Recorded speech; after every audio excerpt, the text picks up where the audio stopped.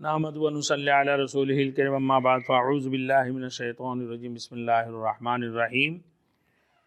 میرے محترم دوستوں، بعض وقت میں بچہ بہت ڈرتا ہے، نیند کے اندر خواب میں ڈرتا ہے، بالکل ایک دم سے اٹھ کر ہل کر بیٹھ جاتے ہیں اور اچھلتے ہیں، اچانک روتے ہیں۔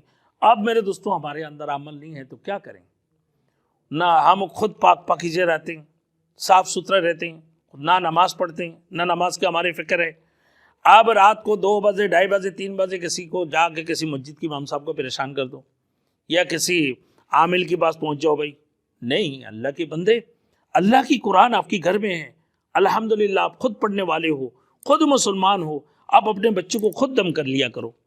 اب بچے نیند کے اندر ڈر رہے ہوتی ہیں تو ان صورتوں میں بچہ خواب میں ڈرتے ہوئے شور مچاتے کہ بھائی کوئی تعویذ باندھ دو یا کسی بابا کے پاس چلے جاؤ۔ اللہ کے بندے عمل نہیں کرتے ہیں۔ یہ 3 دن کے عمل سے انشاءاللہ تعالی بچے کا ڈر اور ڈرانے خواب اس کی ختم ہو جائیں گے۔ وہ 1 نمبر، سب سے پہلے نمبر 3 دفعہ آیت الکرسی پڑھ کر دم کرنا۔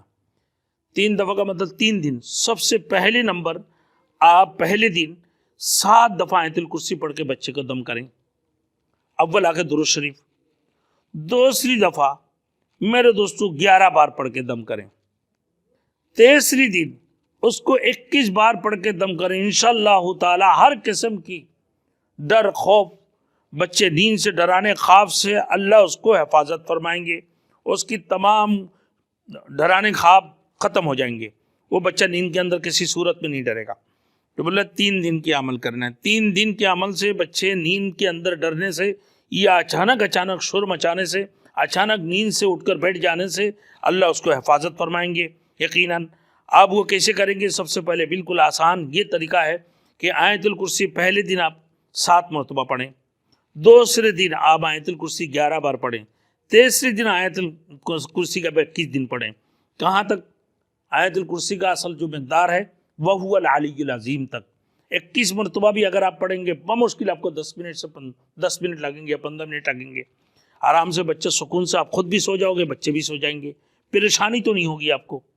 اب اس قسم کی ڈرانے خواب بچہ دیکھ رہے ہوتی ہیں آپ، یا پھر بچے، کیونکہ رسول مقبول صلی اللہ علیہ وسلم کی حدیث ہے، ماں عائشہ رضی اللہ تعالیٰ عنہ کی روایت ہے، اللہ کی رسول صلی اللہ علیہ وسلم نے فرمایا کہ ہر بچے کے پیچھے، ہر بچے کی پسلی میں جو ہے نا شیطانی انگلی ڈال دیتے ہیں، اپنا 2 انگلی ڈال دیتے ہیں اور ان کو چپکاتا ہے اور بچہ شور مچاتا ہے۔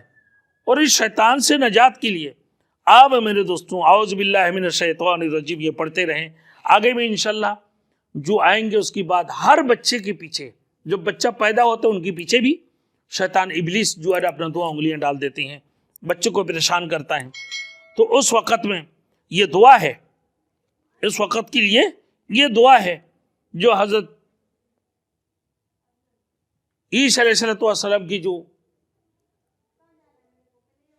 نانی تھے، ان لوگوں نے، امرات عمران نے اپنے بیٹی کے لیے دعا کیا کہ میں نے اس کو بیت المقدس کے لیے جو ہے نا وقف کرتے ہوں، اور یہی دعا ہے کہ وَلَيْسَ الذَّكَرُ كَالْأُنثَىٰ وَإِنِّي سَمَّيْتُهَا مَرْيَمَ وَإِنِّي أُعِيذُهَا بِكَ وَذُرِّيَّتَهَا مِنَ الشَّيْطَانِ الرَّجِيمِ۔ یہ جب آپ پڑھیں گے میرے دوستو 3 مرتبہ یا 5 مرتبہ یا 7 مرتبہ پڑھ کر آپ جب بچوں کو دم کریں گے، اللہ رب العزت اس کو یہ ملعون شیطان مردود سے بھی اللہ حفاظت فرمائیں گے یقیناً، اس میں کوئی شک نہیں۔ اللہ ہم سب کو عمل کرنے کے توفیق عطا